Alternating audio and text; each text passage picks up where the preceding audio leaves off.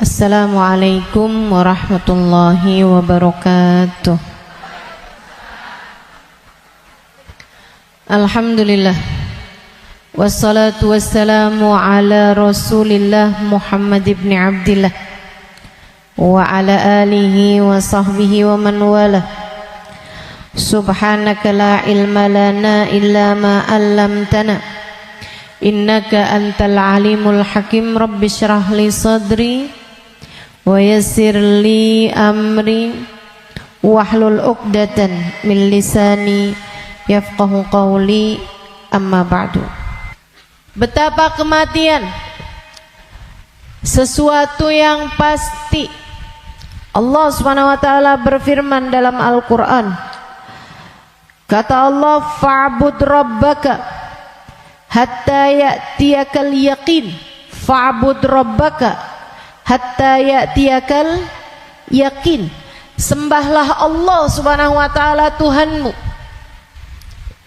Kamu sembah Allah Subhanahu wa taala hatta ya'tiyakal yaqin. Sampai kapan kita nih diminta buat nyembah Allah? Sampai kapan kita diminta buat ibadah? Kata Allah, hatta ya'tiyakal yaqin, sampai datang sesuatu yang pasti. Apa yang pasti? Ayil maut. Yang dimaksudkan dengan suatu yang pasti itu adalah mati. Karenanya siapapun kamu di atas muka bumi ini harus belajar berusaha buat jadi hamba Allah Subhanahu wa taala yang taat. Mudah-mudahan Allah mudahkan. Amin ya rabbal alamin. Jadi orang hidup gak ada yang pasti, teman-teman. Gak ada yang pasti buat orang yang hidup. Ada yang mulai dari kecil sakit terus, ada. Gak ada yang pasti hidup itu. Yang pasti ketika seseorang hidup hanya satu, namanya mati. Kalau kamu diberi kehidupan, maka satu waktu nanti kehidupan tersebut akan diambil kembali oleh Allah Subhanahu wa taala. Sebab memang hidup di dunia, begitu kamu diberi kehidupannya, udah pasti kamu akan berjumpa dengan kematian. Enggak ada yang pasti dalam hidup selain mati. Nah, kalau emang yang pasti itu mati, ngapain sisa hidup enggak dipakai buat berbekal menuju sesuatu yang pasti? Ngapain bekalannya untuk sesuatu yang enggak pasti? Misalnya nih, kamu umur tamat SMA, umur 15. Kalau kamu berpikir bahwa saya umur segini berarti udah deket lagi mau nikah, bekalan menuju nikah. Misalnya, apa yang kamu kerjakan? Hidung kurang mancung, mancungin alis kurang nyelirit, kurang bulan sabit, kamu sabitin alis kamu. Bibir kurang sekarang ini musim orang suka bibir lebar-lebar. Ya udah dah, saya tambahin biar agak turun bibirnya, biar doer bibirnya. Kalau kamu berpikir bahwa kamu akan menuju kepada kematian, kalau kamu berpikir kamu akan menuju kepada pernikahan, kamu kemudian berbekal menuju ke arah sana. Tapi kan sebenarnya nikahnya emang udah pasti? Belum pasti nikahnya. Betul? Orang hidup gak pasti nikah, teman-teman.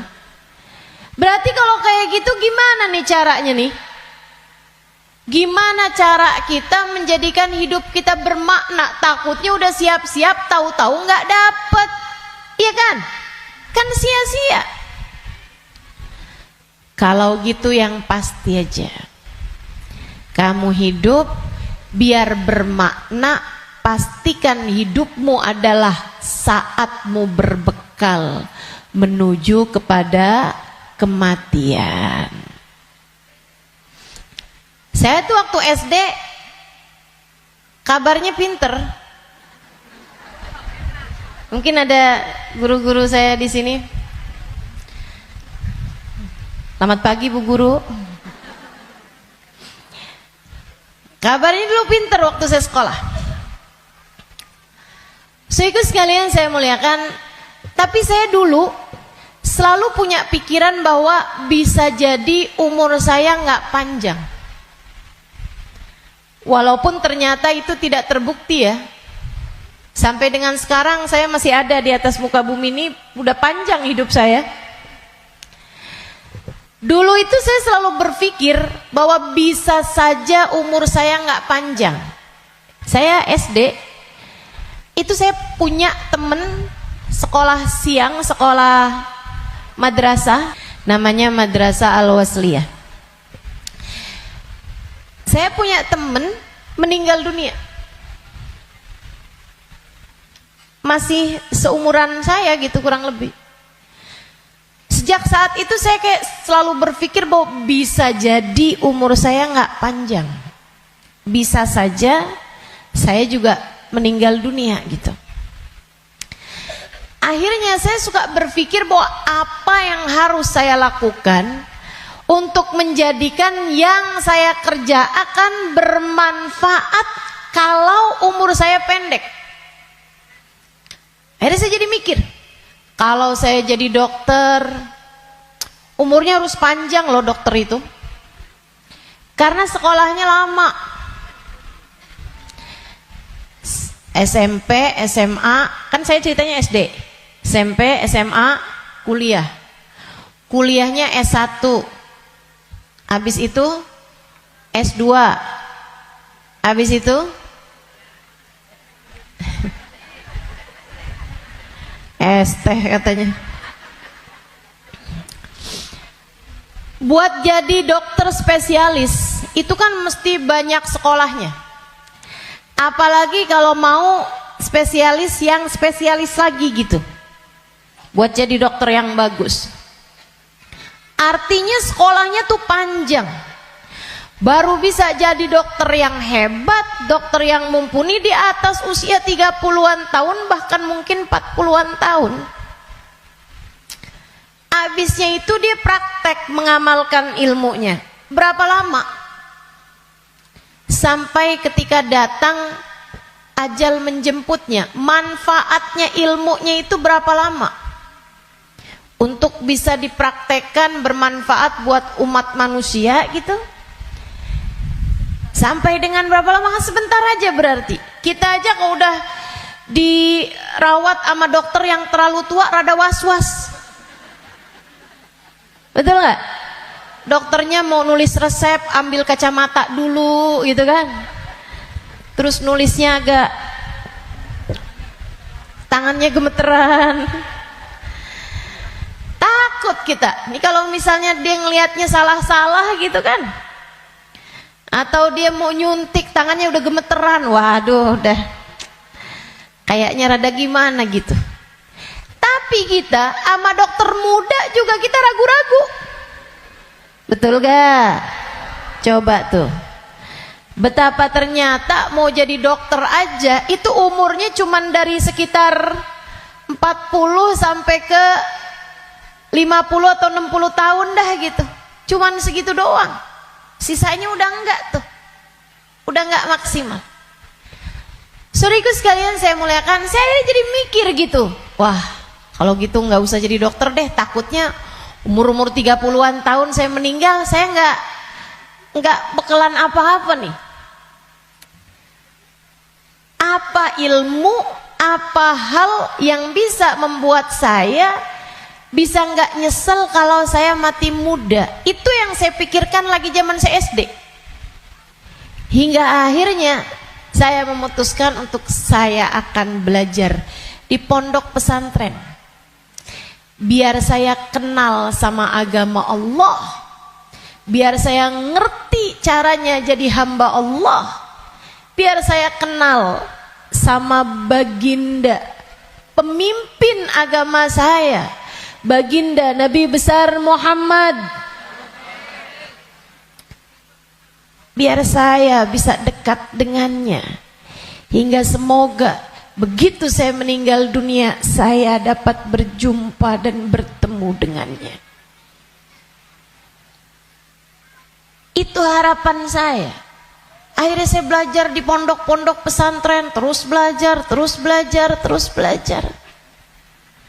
Saudaraku sekalian yang saya muliakan, alhamdulillah saya rasakan ilmu saya udah bermanfaat dari sejak usia 20 tahun. Saya udah mulai mengajar dari usia 20 tahun dan saya mengajarnya dalam bahasa Arab di kota Tarim, Hadramaut, Yaman.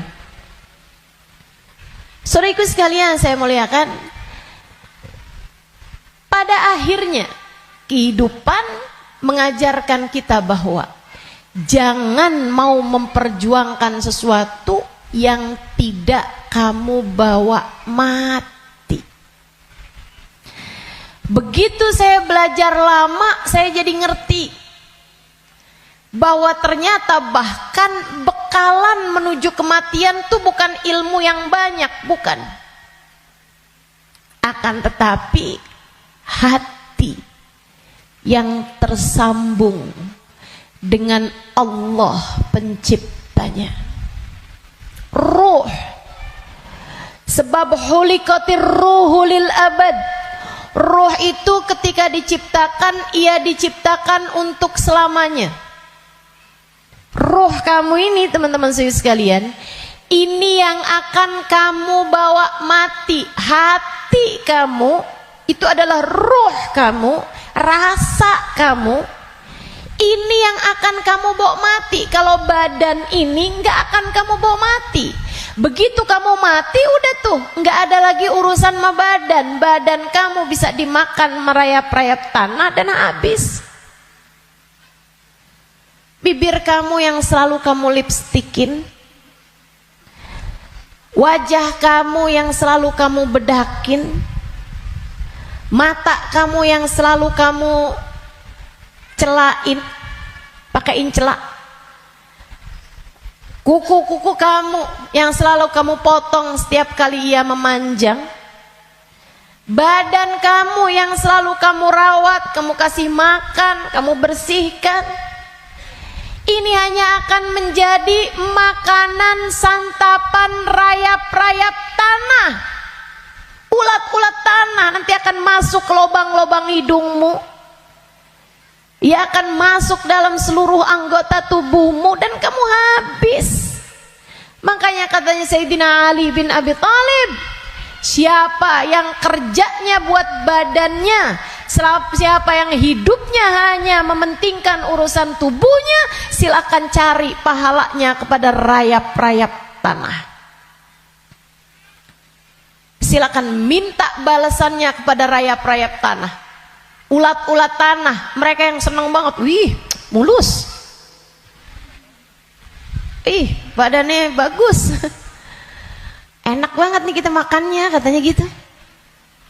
Saudariku sekalian yang saya muliakan, bukan untuk itu kamu diciptakan, bukan untuk itu kamu diciptakan. Yang aslinya dari diri kamu adalah ruhmu, yang sejatinya pada dirimu tidak akan terpisahkan adalah hatimu. Ala inna fil jasadi mudghah, idza salahat salahal jasad kullah, wa idza fasadat fasadal jasad kullah. Ketahuilah di dalam tubuh manusia terdapat segumpal darah, disebut hati. Jika bagus, bagus semuanya, jika rusak, rusak semuanya. Ketahuilah segumpal darah tersebut adalah hati. Disitulah ruh ditiupkan. Disitulah ruh sejatinya berada, meskipun mengalir sampai ke seluruh tubuh kita. Ruh itu. dihembuskan saat janin badanmu itu berusia 4 bulan dalam rahim ibu kamu, ditiupkan lewat ubun-ubun. Makanya Bu, ketika Allah menciptakan batok kepala kita, itu semuanya udah full kecuali ada satu lubang kecil di ubun-ubun. Makanya kalau anak bayi ubun-ubunnya masih lembut, tulangnya belum keras, karena asalnya memang bolong. Kenapa Allah bolongin? Buat niupnya ruh, ditiupkannya ruh saat usia 4 bulan tuh dari situ. Ruhnya dimasukin, ditiupkan oleh malaikatnya Allah Subhanahu wa taala.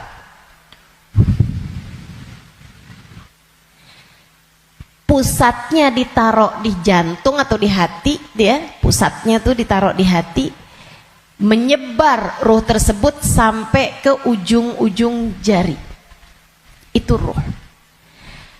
Kalau datang kematian, dicabut lagi dari ubun-ubun.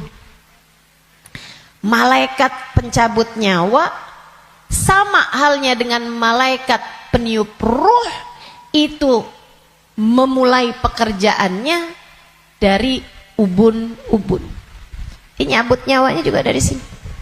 Dicabut dari atas kan, yang duluan hilang yang kaki. Makanya orang kalau mati tuh kakinya duluan yang dingin. Yang lain masih hangat tapi kaki udah dingin, itu berarti sudah memulai proses pencabutan nyawa. Sama kayak ada prosesnya bayi ketika keluar, makanya ada istilah pembukaan 1, bukaan 2, bukaan 3 tuh. Sama halnya juga dengan peniupan ruh. Ruh juga begitu. Ketika ditiupkan dan ketika dicabut itu juga seperti itu. Ada masa-masa berhentinya, namanya sakarat. Namanya sekarat. Ala inna lil mauti sakarat, kata Nabi Muhammad SAW. Ketahuilah, kematian ada sekaratnya. Kematian ada hentakan-hentakannya, enggak sekaligus. Kematian ada tahapan-tahapannya. Ditarik ceret, sampai ke lutut. Jadi yang dingin duluan, yang enggak ada ruhnya duluan kakinya. Tarik lagi ceret, sampai ke pusar. Pusar kita nih. Tarik lagi ceret, sampai ke ulu hati. Banyak orang yang kalau orang tersebut dimurka Allah Subhanahu wa taala, malaikat maut mencabut nyawanya dengan main-main. Dimain-mainin rohnya. Padahal sakitnya setengah mati. Kata Sayyidina Ali bin Abi Thalib, la darba bisayf 30 darbah ahab ilayya min sakrah min sakaratil maut. Badan saya dicacah-cacah pedang 30 kali cacahan pedang lebih saya sukai daripada satu sakaratul maut. Sakit setengah mati. Buat orang yang suka main-main dalam hidupnya, ada banyak di antara mereka yang ketika ajal datang menjemputnya, malaikat maut memain-mainkan saat pencabutan nyawa. Sakitnya luar biasa. Tapi ada banyak juga hamba-hamba Allah yang hidupnya santun, yang hidupnya berakhlak pada Allah, nggak pernah main-main dalam hidupnya. Allah pun memudahkan saatnya sakaratul maut. Kayak doa orang-orang tua kita, Allahumma hawwin alaina fi sakaratil maut wan najata minan nar. Ya Allah, ringankan saatnya sakaratul maut. Dia nggak bilang, ya Allah jangan ada sakaratnya dong buat kematian saya. Nggak bisa gitu. Atau ya Allah jangan kasih saya sakit saat sakaratul maut. Nggak bisa gitu juga. Karena memang sakaratul maut itu sakit. Memang mesti sakit. Jadi yang diminta adalah Allahumma khaffif alaina fi sakaratul maut. Ya Allah, ringankan sakitnya sakaratul maut. Apa yang bisa meringankan? Maksudnya ringannya tuh gara-gara apa? Kalau kamu tanya sama saya, Ustazah, ringannya sakaratul maut tuh gara-gara apa? Saudaraku sekalian, sesuatu itu sakit bisa jadi ringan itu karena dua hal. Satu, karena memang sakitnya itu levelnya jadi ringan. Kan begitu? Sakit kan ada level-levelnya. Memang Allah jadikan sakitnya itu ringan, jadi berkurang sakitnya. Itu banyak yang seperti itu, sehingga sakaratul mautnya kayak nggak sakarat gitu, karena sama sekali nggak kesakitan. Ada yang begitu, memang diringankan sama Allah Subhanahu Wa Taala. Level sakitnya memang diturunkan oleh Allah Subhanahu Wa Taala, semacam itu. Atau yang kedua, Allah alihkan fokusnya sehingga dia jadi kayak nggak berasa sakaratul maut, karena Allah memalingkan fokusnya bukan kepada sakitnya, tapi kepada sesuatu yang lain. Apa? Allah palingkannya dengan apa? Yang paling indahnya, yang paling enaknya adalah dengan dihadirkannya baginda Nabi besar Muhammad sallallahu alaihi wasallam di saat sakaratul maut tersebut.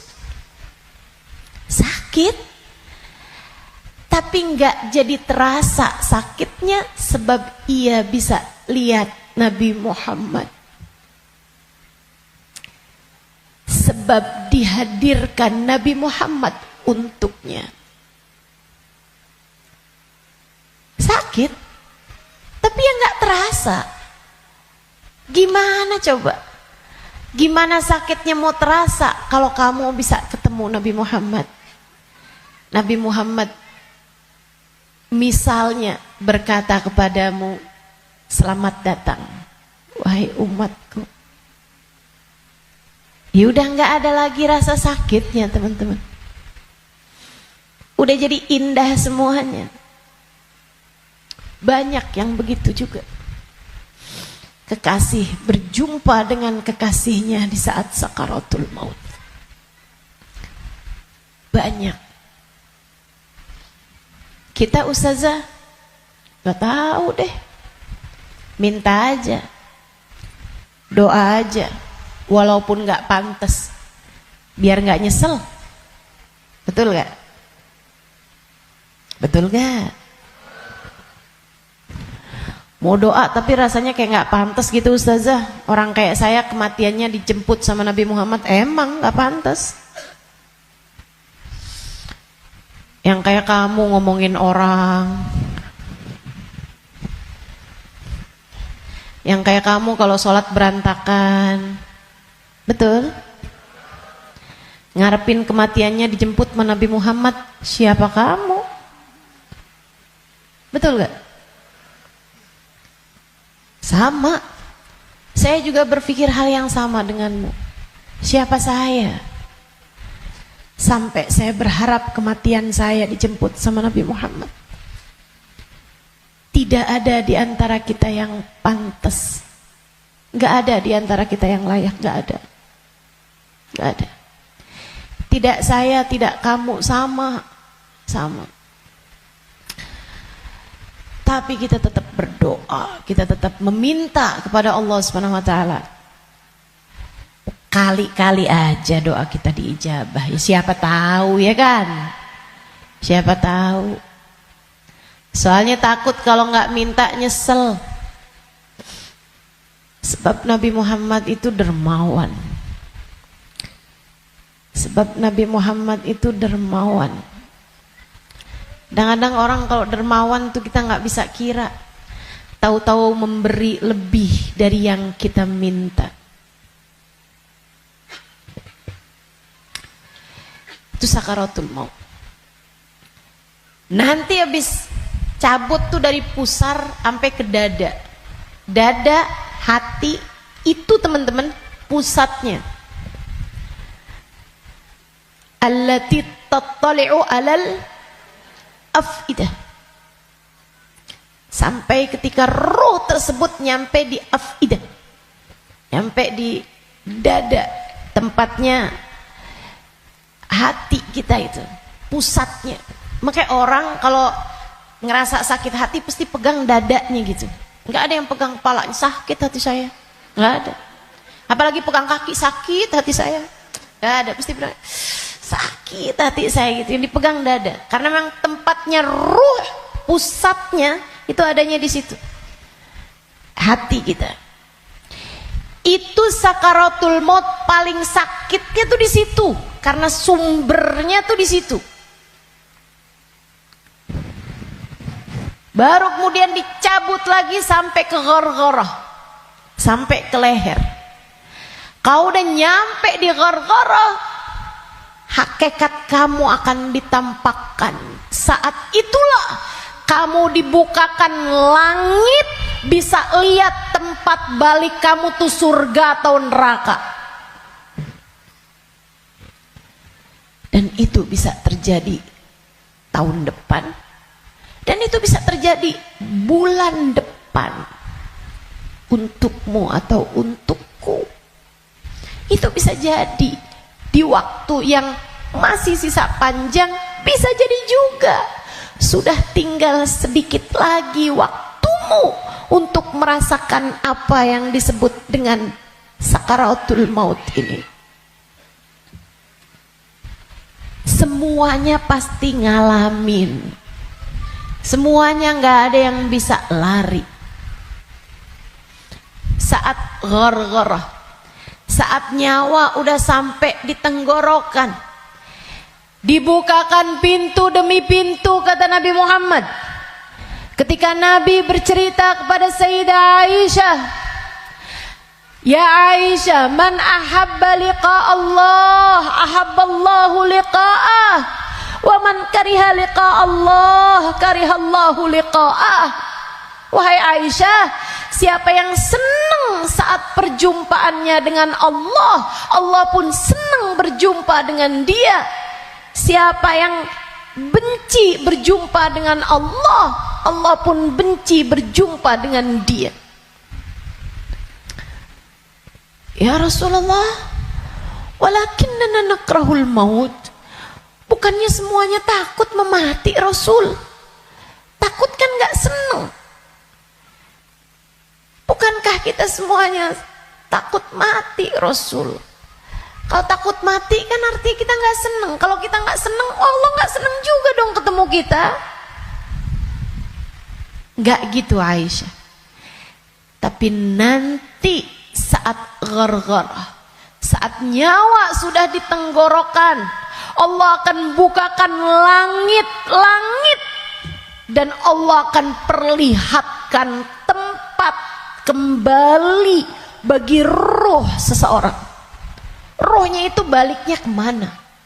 Siapa yang ketika dibukakan langit-langit tahu tempat kembalinya adalah neraka, dia pun takut ketemu sama Allah, dia benci berjumpa dengan Allah, Allah pun benci berjumpa dengannya, walaupun dia bunuh diri sekalipun.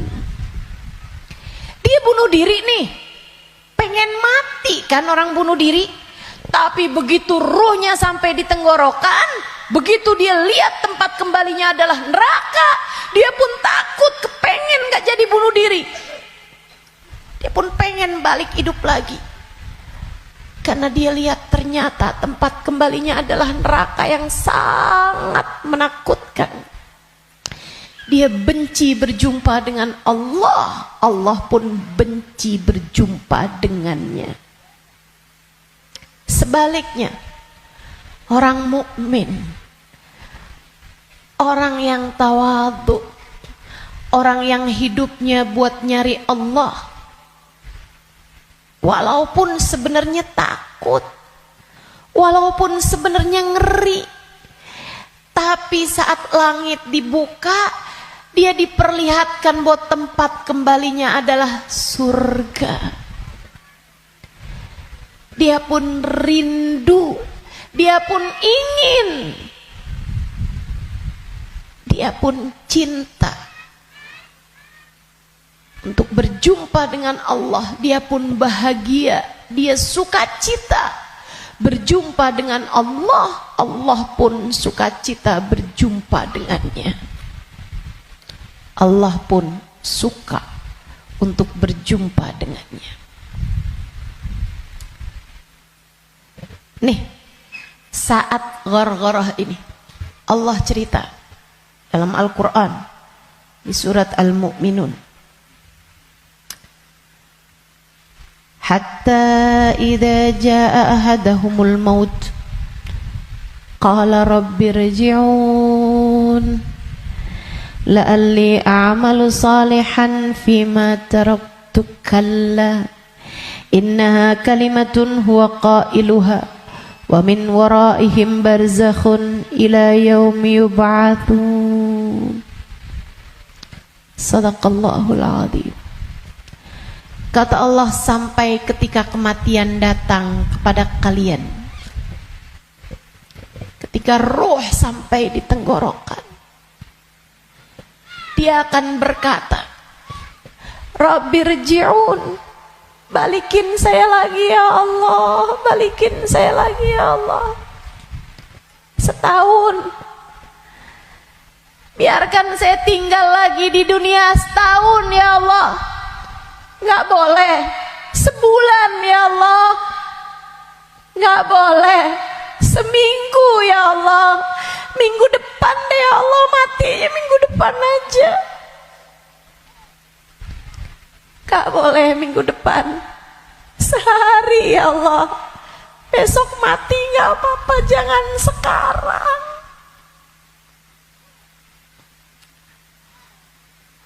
Gak boleh sejam ya Allah, sejam.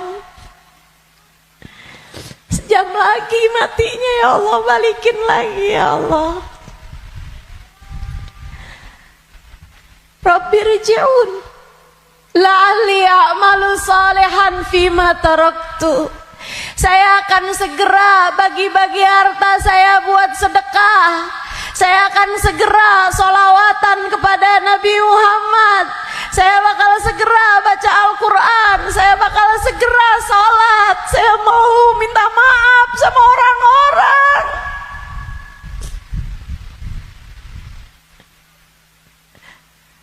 Saya mau minta maaf sama orang-orang. Sisakan untuk waktu walaupun 1 jam. La'alli a'malu salihan fima taraktu. Aku akan mengerjakan kebaikan yang selama ini saya tinggalkan.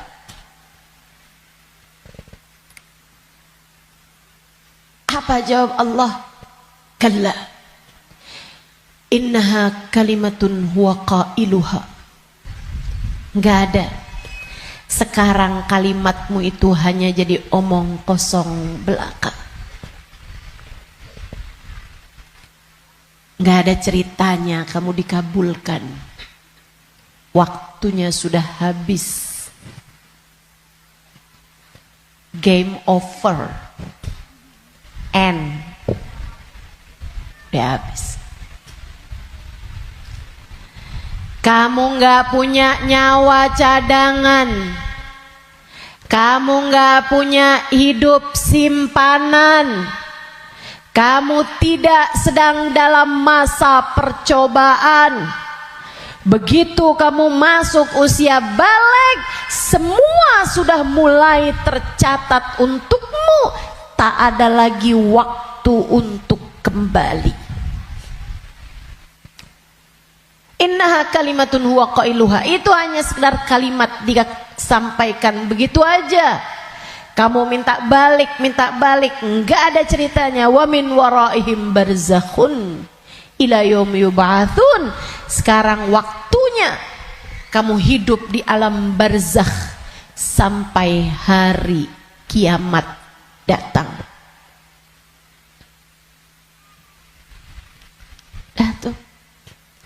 nggak bisa balik lagi. Makanya serem sama kematian teman-teman, karena dekat. Aqrab ghaib yuntadhar, kata Nabi Muhammad. Perkara gaib yang paling dekat sama kita kematian. Si ini meninggal, si itu meninggal, si itu meninggal, si itu meninggal. Semua meninggal. Maka sebagaimana kamu melihat satu hari ada jenazah diangkut, satu waktu jenazah kamu yang diangkut. Sebagaimana kamu lihat ada nama seseorang, kamu dengar nama seseorang diumumkan di masjid, satu waktu namamu yang akan diumumkan di masjid. Kamu lihat satu hari ada nama seseorang muncul dengan ucapan berbelasungkawa, turut berduka cita, yang ada di Instastory orang-orang, satu waktu nama kamu yang akan ditulis di situ. Sebagaimana ada broadcast di grup-grup WhatsApp yang menuliskan nama-nama orang dengan ucapan meninggal dunia, satu waktu akan ada namamu yang ada di situ. Inna lillahi wa inna ilaihi rojiun. Turut berduka cita atas meninggalnya Halimah binti Utsman al-Idrus. Akan ada waktunya. Semua akan ada waktunya. Semua akan ada gilirannya. Pasti, tanpa terkecuali. Kamu akan datang giliranmu, pasti, tanpa terkecuali. Kamu bakal mati, Bu. Kamu akan mati, Dek. Kamu bakal mati, Nak. Pasti. Masalahnya tinggal, akankah Allah berkenan menerimamu? Saya tuh dulu suka liatin tulisan kalau ada orang meninggal dunia, semoga rohnya diterima di sisi Allah. Saya suka mikir gitu, ya masa ditolak, ya diterima lah. Fakta membuktikan. Kita nggak pernah lihat ada orang habis meninggal dunia terus balik lagi. Lah, bukannya kamu seminggu yang lalu meninggal? Oh, nggak diterima. Pernah? Nggak pernah. Ya, saya suka pikir gitu. Ya diterima lah. Masa mau ditolak? Orang meninggal mau meninggal gitu. Tapi sesudah saya belajar, tuh waktu saya kecil mikirnya begitu. Sesudah saya belajar di pondok pesantren, belajar terus. Saya jadi paham betapa berartinya ucapan itu. Sebab kamu, saya, ketika meninggal dunia akan menjadi salah satu dari dua kelompok orang. Ada yang ruhnya diterima di sisi Allah dengan penuh keridhaan. Ada yang ruhnya diusir dari rahmatnya Allah, sebab Allah murka kepadanya.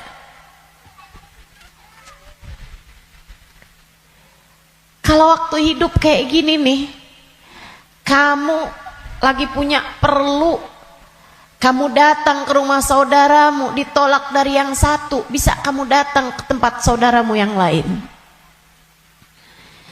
Anak kamu harus masuk rumah sakit, harus segera dioperasi, misalnya gitu. Harus ada DP yang harus kamu bayar, atau ada keperluan apapun misalnya. Kamu bisa datang ke tempat saudaramu, dia nggak bukain pintu, kamu bisa datang ke tempat yang lain. Dia nggak ngasih, kamu bisa datang ke tempat yang lain. Kamu misalnya mau bikin kopi, gulanya nggak ada, misalnya gitu, kamu bisa datang ke tempat saudara kamu, sebelah kamu, tetangga kamu, nggak dikasih, nggak dibukain pintu, atau dia bilang nggak ada misalnya, bisa lagi ke tempat saudaranya, tempat sebelahnya.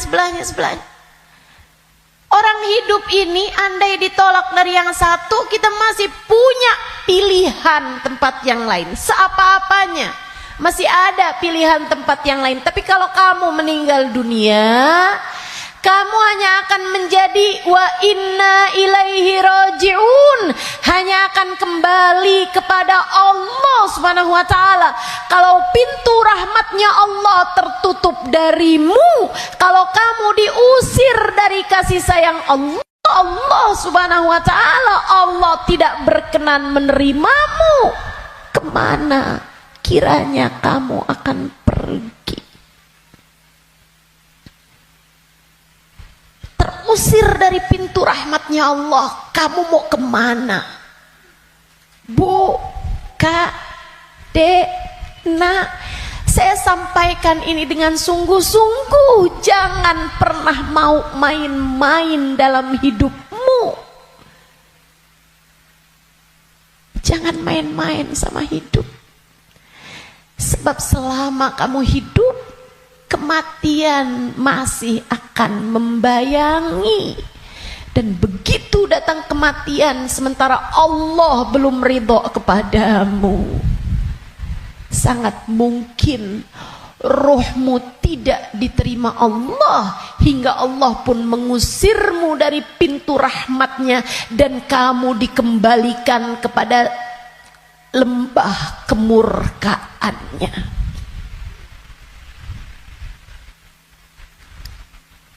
Dimurka Allah Subhanahu wa taala. Dimurka Allah Subhanahu wa taala. Enggak enak. Kita tuh dibenci sama suami kita aja rasanya enggak enak. Kita dibenci sama saudara kita aja setengah mati, enggak enak rasanya. Bukan begitu?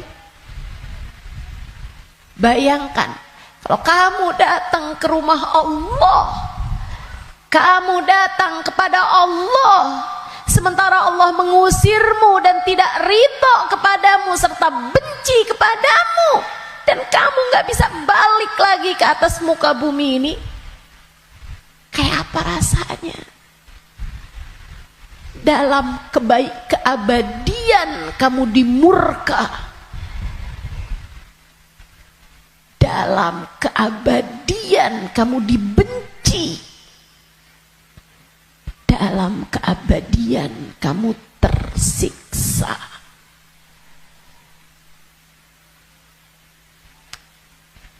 Nggak akan sabar, nggak akan sabar. Makanya sekarang nih di dunia kamu masih bisa sabar. Kalau lagi nggak enak sabar aja. Malam-malam ngantuk mau tahajud, yang sabar. Bangun tahajud, yang sabar. Biar nanti kamu nggak ketemu waktu di mana kamu tidak akan sabar menghadapinya. Kamu nggak akan kuat ngadepinnya. Sekarang kamu kuat. Buat puasa kamu kuat. Buat baca Quran kamu kuat. Buat hadir majelis taklim kamu kuat. Buat baca maulid kamu kuat. Buat berbuat baik pada orang tua kamu kuat. Buat berbuat baik sama suami kamu kuat. Buat doain anak-anak kamu kuat. Buat ngurusin rumah kamu kuat. Buat ngerjain kebaikan-kebaikan kamu kuat.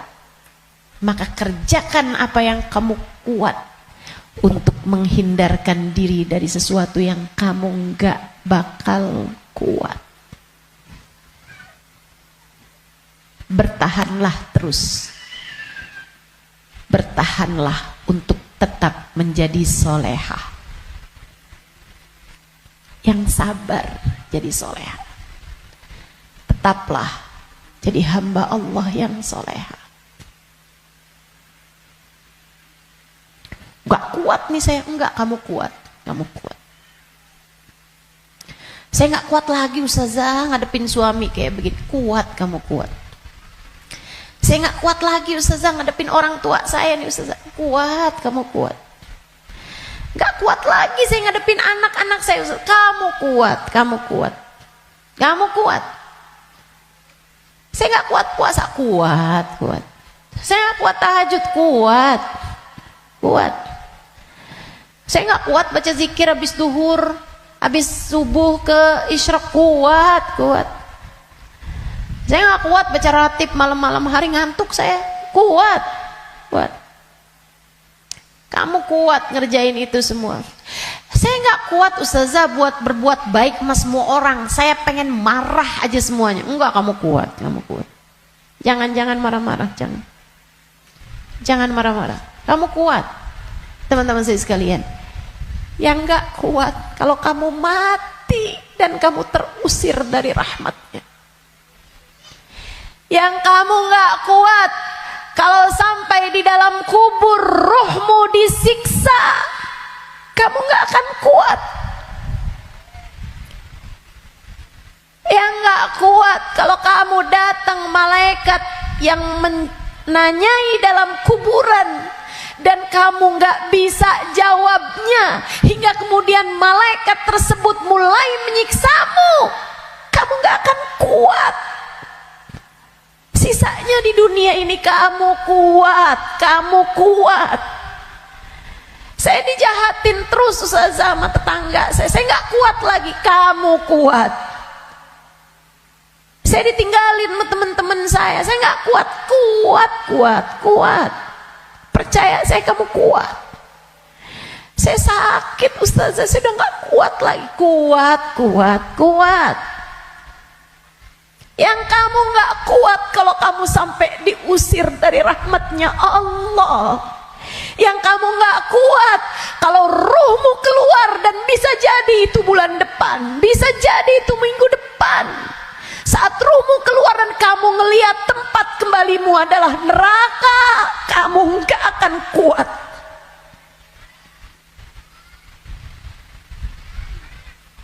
Gak akan kuat. Saat kamu berkata, Rabbirji'un la'alli a'malu salihan fima taraktu. Ya Allah, balikin saya ke dunia ya Allah. Balikin saya, kasih saya hidup lagi ya Allah. Itu yang kamu gak akan kuat. Sekarang di dunia semuanya kamu kuat menjalaninnya. Kuat. Kamu mampu. Kamu bisa bertahan untuk tetap menjadi solehah. Percaya saya. Saya sangat miskin ustazah, saya udah gak kuat lagi hidup di dunia ini. Kamu kuat. Saya ambil utang aja ustazah, dipinjol, saya udah gak kuat lagi. Kamu kuat, jangan utang. Jangan ambil utangan. Apalagi pakai riba. Lebih kamu nanti tambah rusak jalannya, tambah salah hidup kamu. Kamu kuat menjalani kehidupan di atas muka bumi ini teman-teman.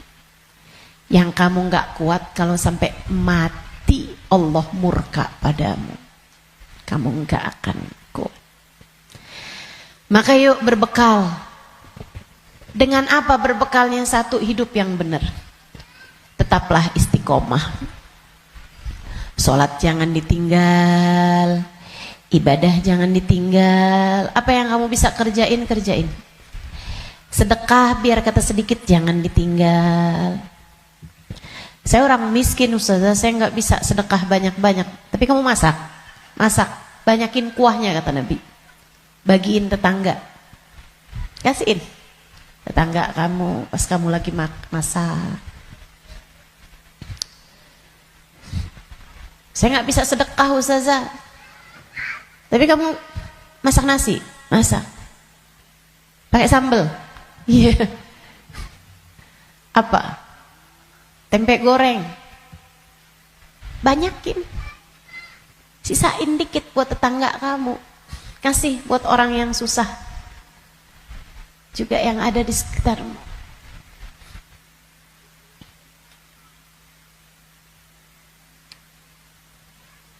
Itu pesan Nabi kita Muhammad SAW. Berbuat baik. Saya nggak bisa ustazah, saya nggak ada sesuatu yang bisa saya sedekahkan. Senyum bisa bukan? Kamu punya bibir? Ya punya sih ustazah. Ya udah senyum aja kalau gitu. Ketemu orang, bisa nyenengin orang, apa kabar? Sehat? Atau Saat kamu bangun di waktu malam, kamu angkat tanganmu, kemudian kamu bilang, ya Allah, sayangi tetangga-tetangga saya ya Allah, sayangi teman-teman saya ya Allah, ampuni dosa-dosa mereka ya Allah, orang di kampung saya ya Allah, ampuni dosa-dosanya ya Allah. Sedekah kamu buat mereka, kebaikan kamu buat mereka. Berbuat baik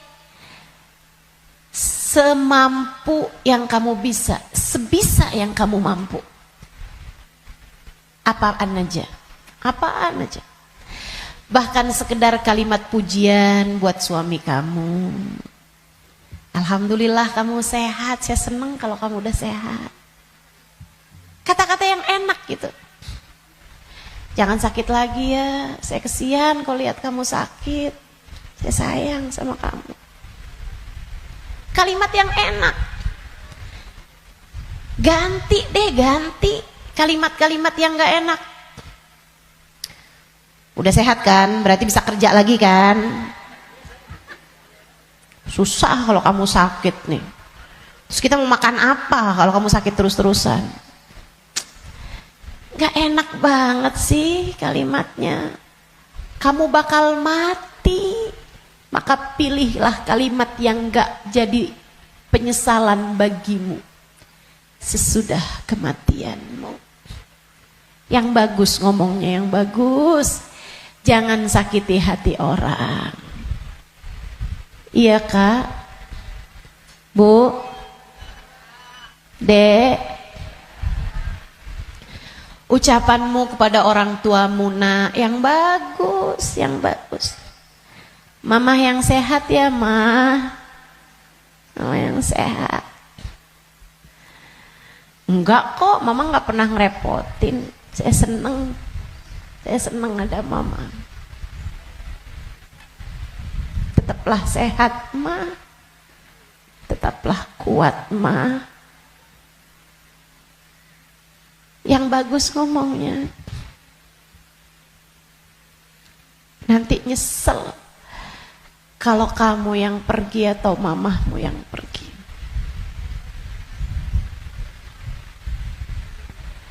Kepada abahmu, ayahmu, gitu juga.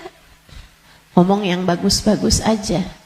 Biar nggak tambah banyak penyesalanmu ketika datang ajal menjemput.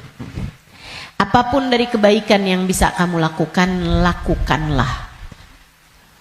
Udah nggak usah pakai mikir-mikir.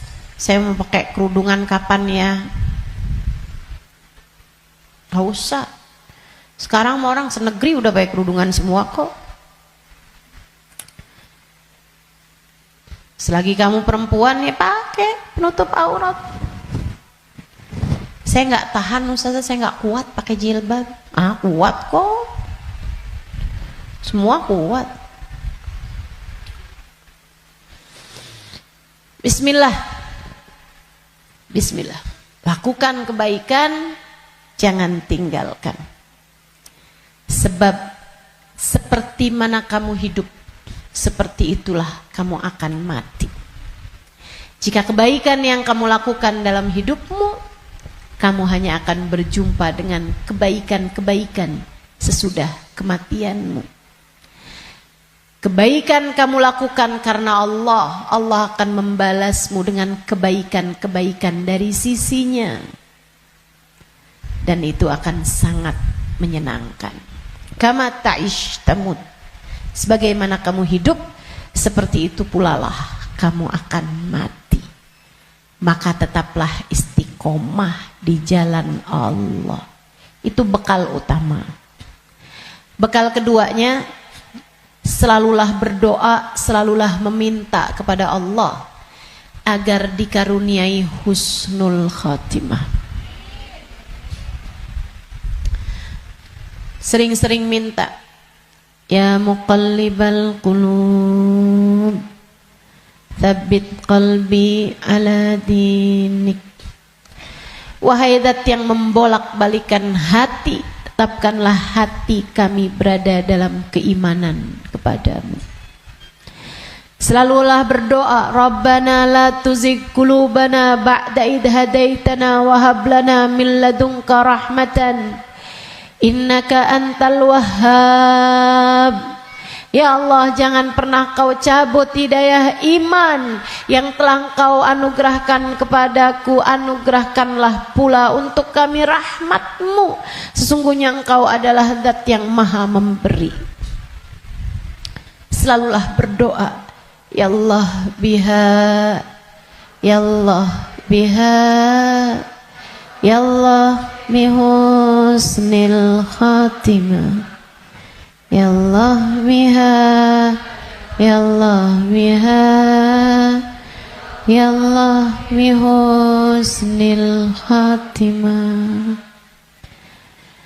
Ya Allah, aku mohon padamu, Ya Allah, aku minta padamu husnul khatimah, Ya Allah.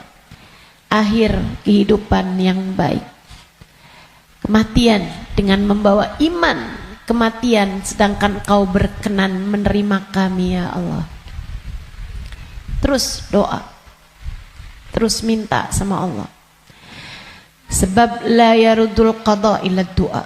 Tidak ada yang dapat menolak takdir buruk selain doa. Doa terus, doa terus, doa terus. Kalau ada waktunya doa tuh, kayak lagi majelis, kemudian silahkan berdoa, silahkan sampaikan hajatmu. Habis sholat, jangan dulu langsung bangun, sebelum kamu berzikir kemudian berdoa, kan begitu. Nah kalau doa jangan minta dunia mulu teman-teman. Kalau semua doa mau minta dunia, habis dunianya selesai kamu bawa apa? Kamu punya apa? Minta juga. Urusan akhirat malah justru jauh lebih penting daripada meminta urusan dunia yang akan kamu tinggalkan begitu kamu mati. Jangan kalau doa yang diminta duit lagi, duit lagi. Jangan kalau doa yang diminta jodoh lagi, jodoh lagi. Atau biar hati suami nggak berpaling, itu aja yang kamu minta. Biar suami nggak poligami, ustazah, itu terus doa saya ustazah. Bukan hanya itu yang kamu perlukan teman-teman. Doa urusan dunia tuh kalau bisa sekedarnya aja. Karena hidup di dunia ini qalil, sedikit, katanya Imamul Haddad, tabalagh bil qalili minal qalili. Bekelan dunia ini sedikit aja lah, karena dunianya itu emang sedikit. Dikit lagi juga mati. Kalau doa itu yang kiranya kamu gak nyesel begitu kamu masuk ke dalam alam kubur. Doanya minta apa? Minta husnul khotimah. Doa minta Allah ridha, minta biar Allah selamatkan, minta biar Allah bahagiakan kalau kamu ada di dalam kuburan, minta biar Allah bahagiakan ketika nanti kamu di padang mahsyar. Jadi begitu ajal datang menjemputmu, kamu masih punya simpenan dari doa-doa yang belum diijabah Allah SWT, yang belum kamu rasakan ijabahnya. Begitu kamu mati, kamu udah punya simpenan doa buat mahsyar. Begitu kamu mati, kamu udah punya simpenan doa buat kubur. Begitu kamu mati, kamu udah punya simpenan doa buat kiamat. Begitu kamu mati, saat di padang mahsyar dibangkitkan, kamu udah punya simpenan doanya. Tinggal tunggu ijabahnya. Nah kalau doanya belum pernah kamu doain, gimana mau ngarepin ijabahnya? Nah kamu gak pernah minta. Ya Allah, kubur saya, ya Allah, saya sekarang maunya kubur saya biar seneng, ya Allah. Ternyata kok nggak seneng, kata Allah. Nah kamu nggak pernah minta. Di dunia yang sering mintanya, biar nanti kamu dapat ijabahnya. Di dunia yang sering minta, ya Allah, jadikan kami ada dalam rombongan Nabi Muhammad. Jadikan kami ada dalam rombongan umat Nabi Muhammad, ya Allah. Jangan cuma di majelis maulid aja doanya. Saat tahajud tuh kamu doa, minta ya Allah nanti di akhirat ya Allah jadikan saya ada dalam rombongan Nabi Muhammad. Biar nanti begitu kamu mati, kamu udah punya simpenan doanya, tinggal nunggu ijabahnya. Kata Allah, ud'uni astajib lakum, mintalah, niscaya akan aku beri. Jadi di akhirat kamu tinggal nungguin saat doa mau diijabah. Sebab kalau kamu mintanya nanti gitu kan di akhirat, ya itu tadi kata Allah, innaha kalimatun wa qailuha. Kalimatmu tuh nggak ada artinya lagi, nggak ada maknanya lagi. Sebab akhirat bukanlah tempat berbuat. Dunia nih tempatnya berbuat. Akhirat hanyalah tempat untuk dibalas. Kalau saatmu di dunia kamu hanya minta dunia, apa yang kamu persiapkan buat sesudah kematianmu?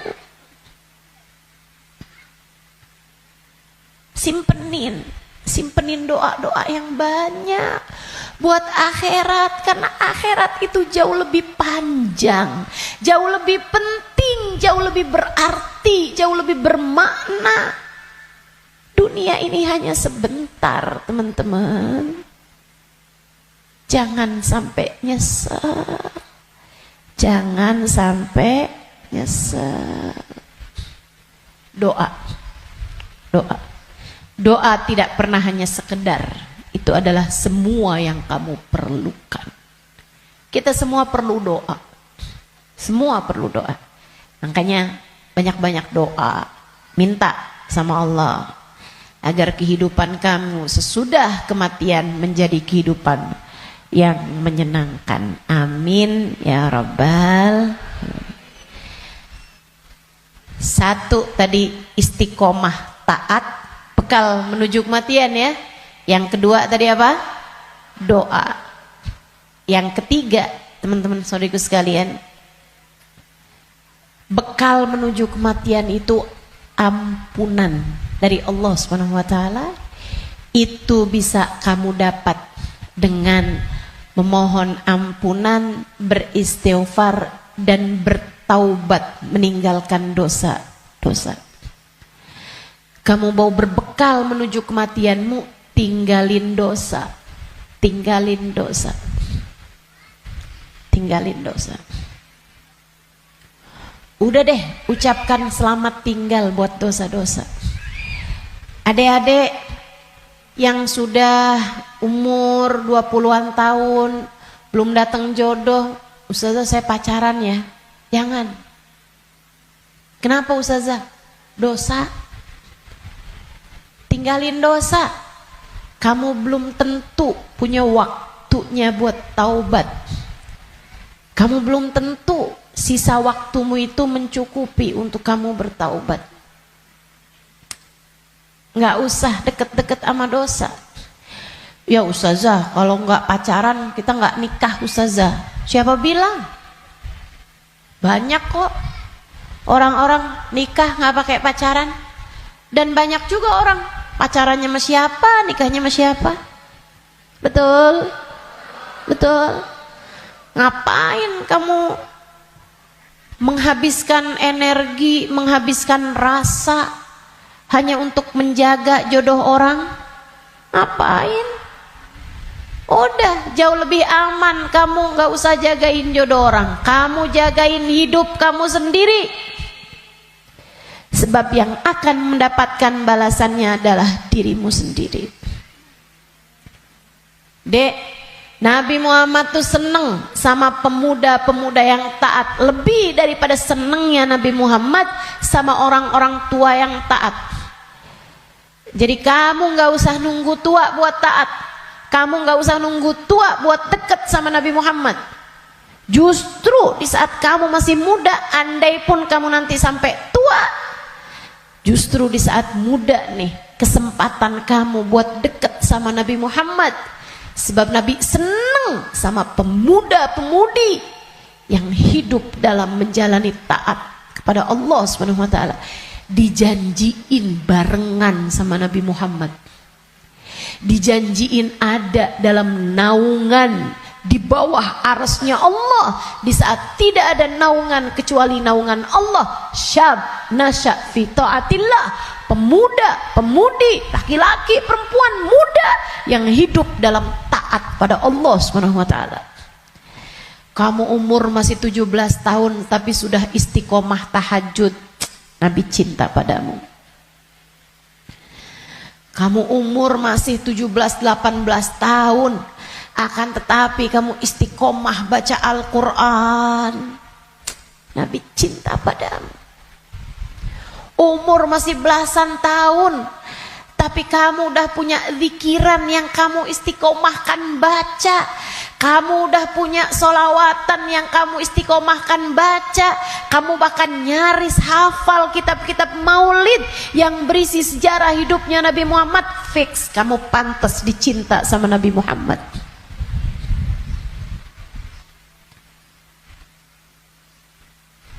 Kamu punya kesempatan besar untuk bisa jadi orang yang kelak di hari akhirat nanti membersamai Nabi Muhammad. Tinggalin dosa, dek, tinggalin dosa, gak ada pentingnya. Kamu gak akan seneng nantinya sama dosa itu. Kelihatannya kayak bagus tapi bikin sumpek. Kelihatannya kayak enak tapi bikin hati gelap. Kelihatannya kayak membahagiakan padahal itu hanya akan menyusahkan hidupmu saja. Tinggalin dosa. Semua yang ada di sini, yang tua, yang muda, tinggalin dosa, tinggalin dosa. Itu cara kamu biar bisa berbekal menuju kematian yang indah. Yang terakhir, kamu pengen berbekal menuju seindah-indah kematian adalah dengan mencintai orang-orang soleh. Gaulmu itu loh benerin. Gaulnya sama orang bener, biar kamu bisa bener. Sayangnya sama orang bagus di mata Allah, orang soleh, orang solehah. Sayangnya sama ulama, sayangnya sama guru-guru, gitu kan? Sama ustadz, sama ustadzah, sama kiai, sama bunyai, sama habib, sama habibah, sama hubabah. Itu bikin kamu bisa jadi orang-orang yang meninggalnya nanti dalam keadaan-keadaan yang indah. Tentu di akhirat kita semuanya ingin dikumpulkan dengan orang-orang baik. Maka kalau kamu di akhirat nanti dikumpulkan orang baik, caranya adalah bersamalah dengan mereka dari sejak di dunia. Bersamalah dengan mereka dari sejak di dunia. Hadirlah di majelis-majelis ilmu, yang seneng dengerin kajian-kajian dari para ulama, yang seneng melantunkan bersama-sama maulid, solawat, istighfar bareng-bareng, doa bareng-bareng, qiyam bareng-bareng. Kebersamaanmu dengan apapun di dunia akan membuatmu bersama di akhirat nanti dengan orang-orang yang kurang lebih sama. Hadirnya, senangnya di majelis-majelis ilmu, majelis-majelis dzikir, majelis maulid kayak begini, sangat pantas nanti dikumpulinnya di akhirat dengan orang-orang soleh-solehah. Kamu pikir orang-orang soleh-solehah kumpulnya di mana kalau bukan di tempat-tempat yang semacam ini? Makanya ayo bismillah, cintai mereka. Andai pun kamu nggak lagi bersama dengan mereka, para ulama-ulama, para hamba-hamba Allah soleh-soleha, tetaplah bersama dengan mereka dalam doa. Saat doa tuh, saat doa, sertakan hamba-hamba Allah yang soleh-soleha. Guru-gurumu doain, ulama-ulama doain, orang-orang tercinta di sisi Allah doain. Ustazah, Kan nggak manfaat ya Ustazah. Saya ini kan orang punya banyak dosa, ngapain doain guru-guru saya? Orang-orang taat semua, ahli-ahli ibadah semua, ngapain saya doain? Saya jauh lebih perlu buat didoain sama mereka daripada saya mendoakan mereka. Andai pun begitu, ini masalah keberpihakan. Ini masalah kebersamaan. Ini masalah urusan penautan hati. Teman-teman saudaraku sekalian, saya doakan guru-guru saya doakan Habib Umar bin Hafid, saya doakan Hubabah Nur, saya doakan Habib Zain bin Smith, saya doakan mereka biar hidupnya menyenangkan, biar betah hidupnya di dunia, biar sehat. Saya doakan mereka biar semakin dicinta Allah, semakin disayang Allah. Saya doakan semoga lancar dakwahnya, semoga bahagia hidupnya. Saya doakan. Teman-teman saudaraku sekalian, saya doakan. Walaupun saya yakin saya lebih memerlukan doa mereka daripada doa saya. Apalah arti doa saya untuk mereka? Saya tahu itu. Tapi saya tetap berdoa untuk sebuah keberpihakan.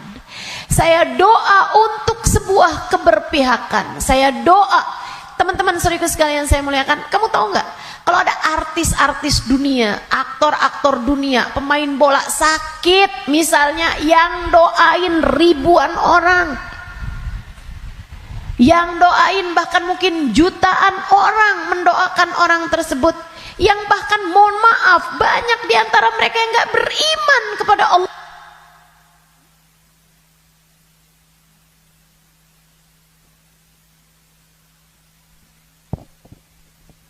Yang bahkan banyak di antara mereka yang tidak beriman kepada Allah Subhanahu wa taala.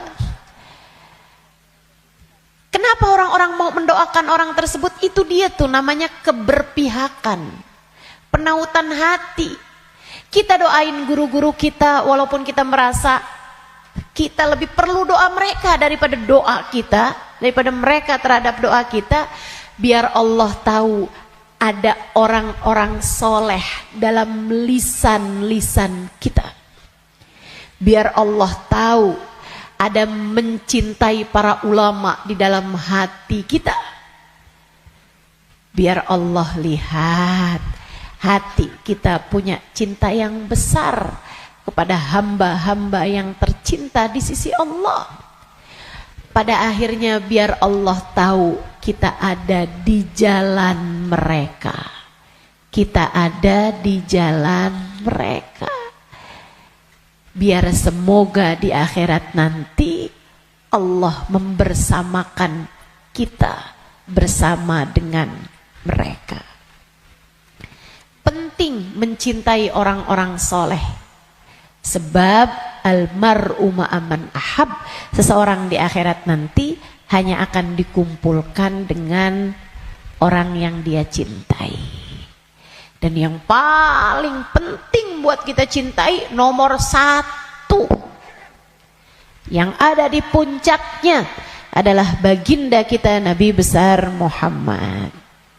Maka bekal terbesar untukmu datang di negeri akhirat adalah dengan kamu mencintai dan banyak menyebut nama Nabi Muhammad dalam solawat-solawatmu kepadanya.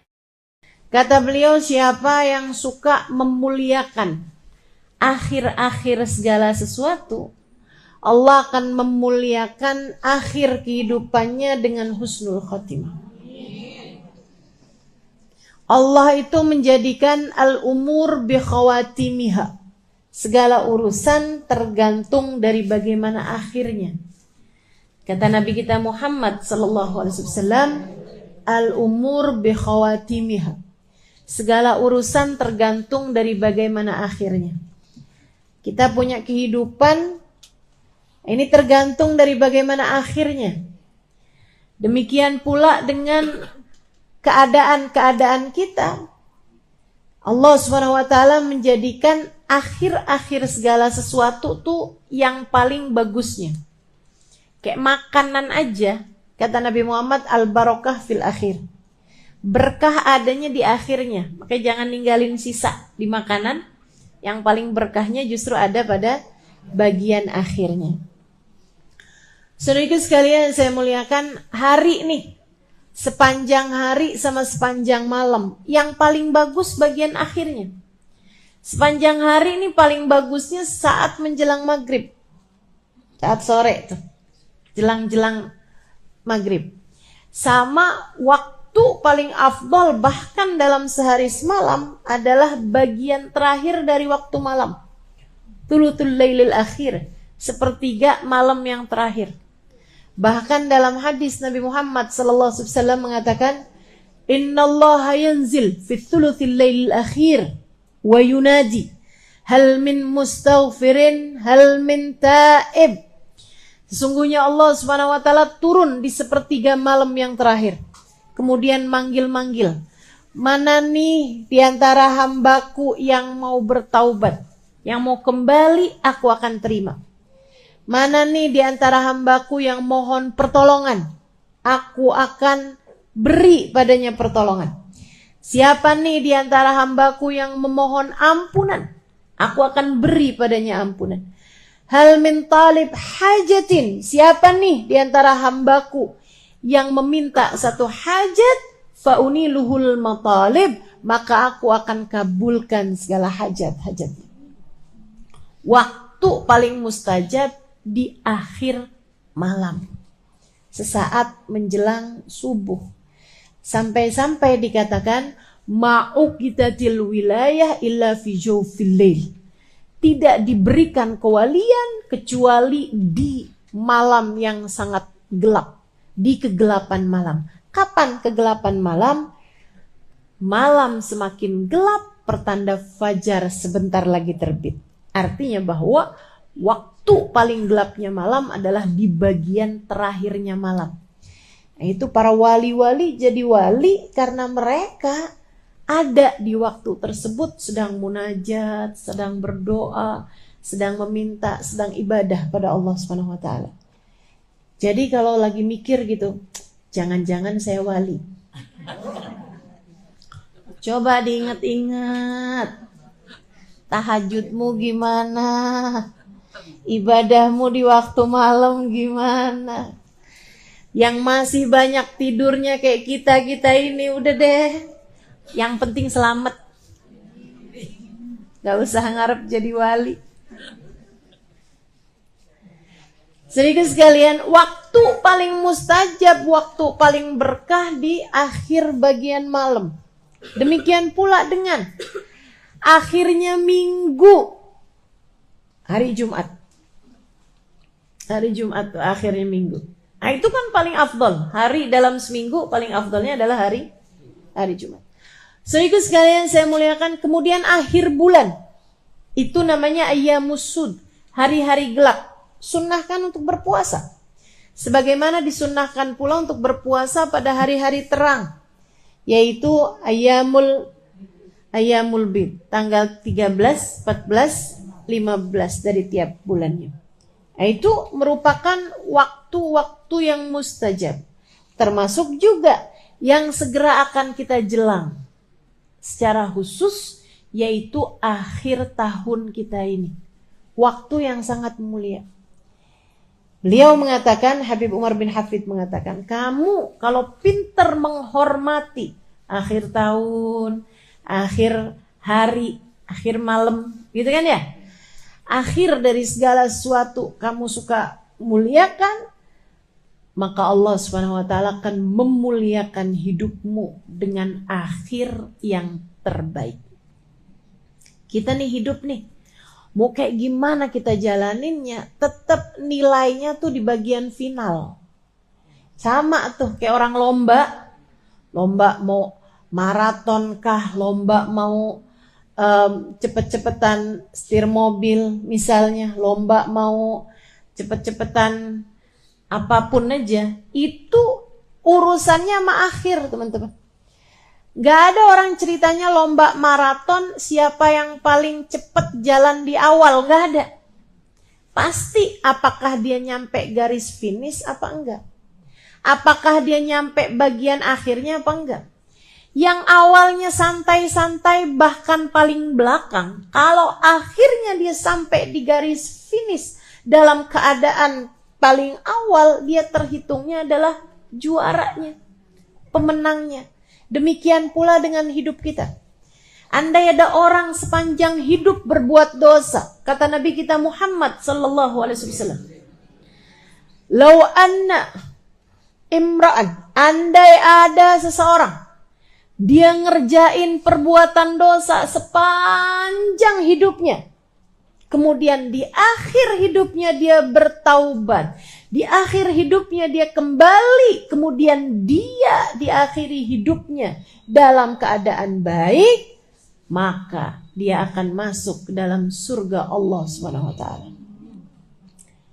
Orang nih kafir sepanjang hidup, begitu akhir kehidupannya masuk Islam. Biar kata baru semenit masuk Islamnya, surga akhirnya. Semua tergantung dari gimana akhirnya.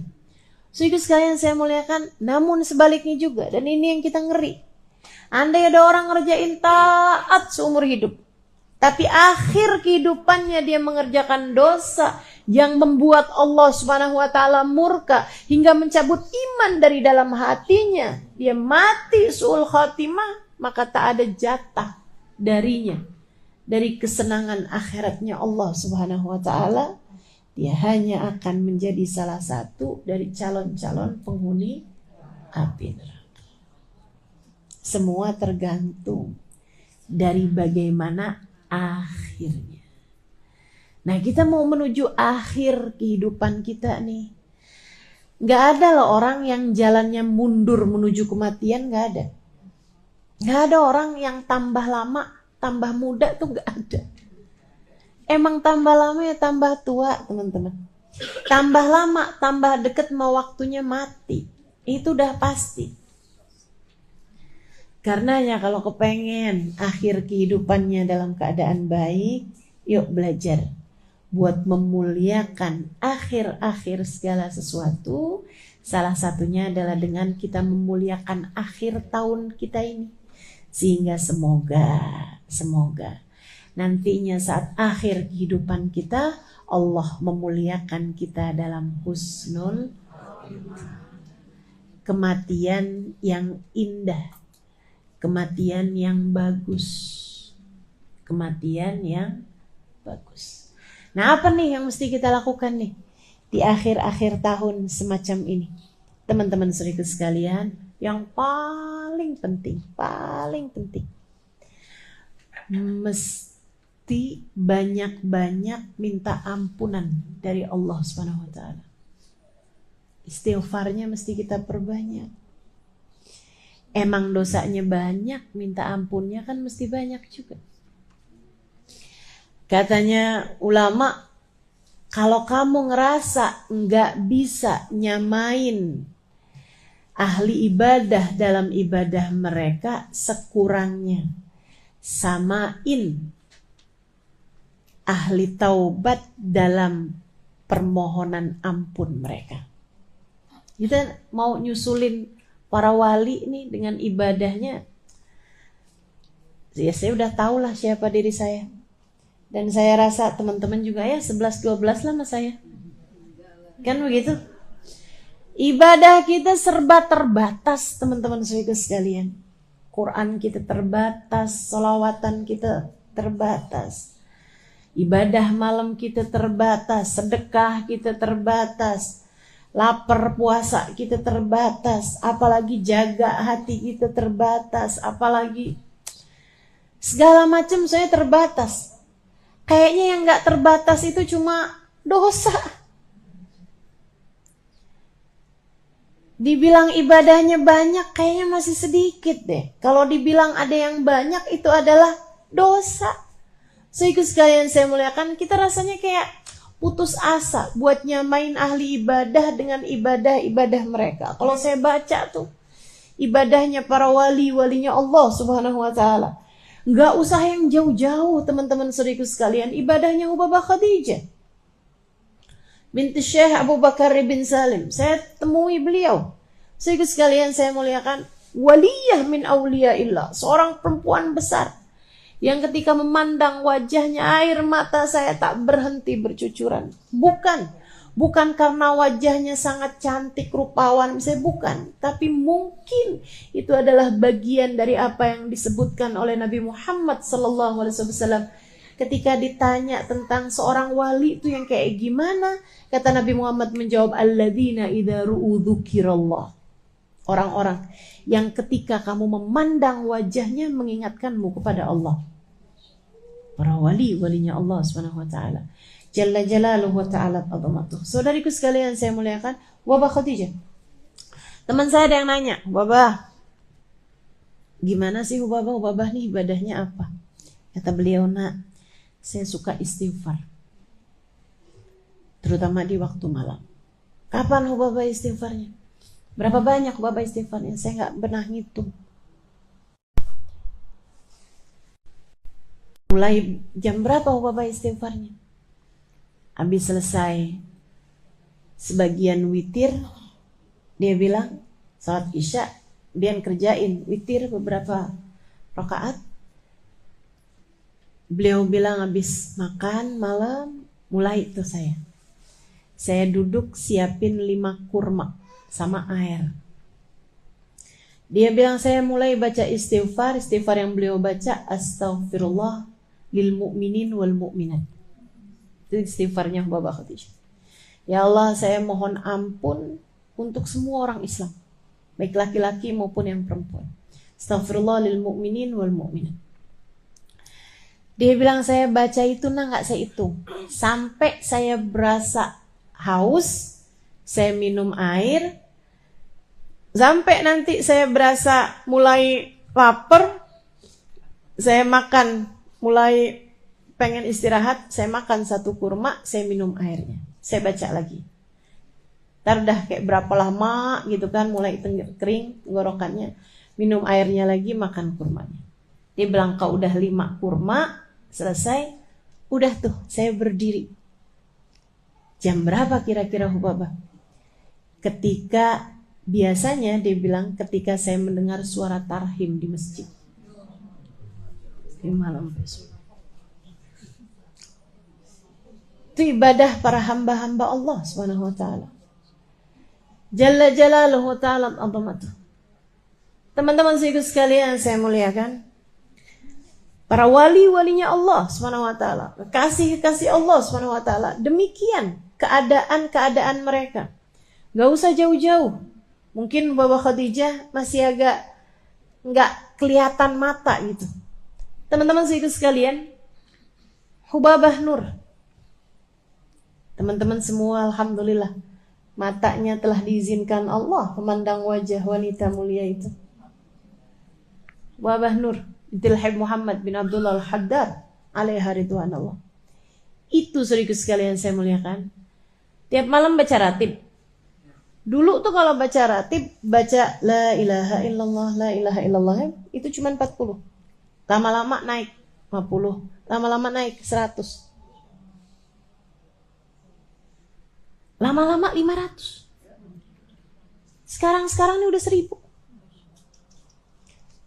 Saya baca ratib sama beliau di salah satu perjalanan, nih kok la ilaha illallahnya lama banget. Saya bilang, wah, khalasna. Itu udah selesai nih baca ini. Dia bilang alaf Halimah. Ya Allah Tuhan, alaf banyak benar. Masya Allah. Beliau, saudaraku sekalian saya muliakan, ada tuh teman-teman saya ajakin waktu itu bulan Ramadan. Habis selesai buka puasa, diundang sama beliau sholat berjamaah, lagi kurang sehat. Maghrib. Habis selesai salat maghrib, beliau yuk awabin masing-masing gak jamaah. Habis selesai awabin, beliau bilang, Halimah, saya kalau bulan Ramadan gini saya qadha salat biar kita dapat nih pahalanya kan lipat-lipat nih kalau bulan Ramadan. Barangkali ada salat-salat kita dulu yang kurang sempurna. Beliau kemudian qadha salat maghrib, qadha salat maghrib, isya qadha salat isya gitu ya. Sholat maghrib berjamaah. Udah. Habis selesai beliau bilang, kita mau sholat tasbih. Tahu kan sholat tasbih? Isya, habis isya, ba'diyah isya sama awabin 6 rakaat. Habis itu sholat qadha 3 rakaat maghrib. Habis itu sholat tasbih 4 rakaat dengan baca tasbihnya kan 300 kali itu kan. Masya Allah, Masya Allah. Sampai teman-teman saya pada bolak-balik nanya, Ustazah sholat apa lagi nih? Ini sholat apa lagi? Kita belum selesai apa sholatnya. Masya Allah. Ubabah Nur. Segitunya beliau bilang, saya ini lagi kurang sehat, Halimah doain. Saya bilang nih kita nih dapetin kurang sehatnya Hubabah. Sehatnya kita aja kayak gak nyampe gitu. Gimana kalau beliau pas lagi sehatnya? Subhanallah, subhanallah. Ibadah, teman-teman sekalian. Ibadah. Kita gak bisa nih nyamain ibadahnya ahli ibadah. Ya sekurangnya lah kita nyamain istighfarnya, permohonan ampunnya ahli taubat. Biar jangan sampai ibadah banyak kagak, dosa banyak iya tapi gak dapetin ampunan banyak. Biar sekurangnya ibadahnya kurang, dosanya banyak, istighfarnya, permohonan ampunnya juga biar banyak. Insya Allah. Jadi di akhir tahun semacam ini teman-teman sekalian, yuk kita banyak-banyakin istighfar. Banyak-banyakin mohon ampun. Banyak-banyakin minta pada Allah SWT, ya Allah ampuni, ya Allah ampuni. Ya Allah ampuni. Istighfarnya kita perbanyak. Bangun tidur kita minta ampun. Habis selesai sholat kita minta ampun. Ini kan? Jalan-jalan banyakin istighfar. Sambilan ngapain kita istighfar. Istighfar terus minta maaf. Minta ampun sama Allah SWT. Allahumma anta rabbi wa ana abduk. La ilaha illa anta khalaqtani. Ya Allah, Engkau adalah Tuhanku, aku adalah hamba-Mu. Ya Allah, Engkau telah menciptakan aku. Khalaqtani fa ana abduka wa ana ala ahdika wa wa'dika mastata'tu. Kau telah menciptakan aku, maka semestinya aku menepati janji dan melaksanakan perintah-perintahmu. Tapi ya Allah, abu'u laka bi ni'matika alayya wa abu'u bi dzambi. Kau datang padaku dengan berbagai macam kenikmatan, sementara aku datang padamu dengan bertubi-tubi dosa. Faghfirli fa innahu la yaghfiru dzunuba illa anta. Ampuni aku ya Allah, tak ada yang dapat melakukannya selain Engkau. Perlu banyak ampunan, teman-teman. Kita ini perlu banyak ampunan. Minta ampun, dilebihin dari biasanya di akhir-akhir hari ini. Di 10 hari terakhir dari tahun ini. Minta maaf sama orang-orang di sekeliling kita. Bukannya lebaran Ustazah kemarinan udah. Iya lagi. Terutama kadang nih kita minta maaf sama orang-orang yang jauh sama kita. Teman-teman SD segini tua ya. Teman-teman pas lagi reunian gitu kan. Kita minta maaf sama orang-orang luar-luar sana tuh. Tapi gilirannya orang-orang dekat kita kadang kelupaan. Mesti serius minta maaf sama anak-anaknya. Mesti serius minta maaf sama suami. Apalagi yang masih ada orang tua. Mesti serius minta maaf sama orang tua. Kita ridho sama orang tuanya. Mesti serius minta maaf sama yang ada di rumah kita. kalau ada pembantu rumah tangga, yang paling banyak kita interaksi, yang paling banyak berkemungkinan kita berbuat dosa. Ya kan? Semakin jarang ketemu kan semakin jarang mestinya kita berbuat salah sama dia.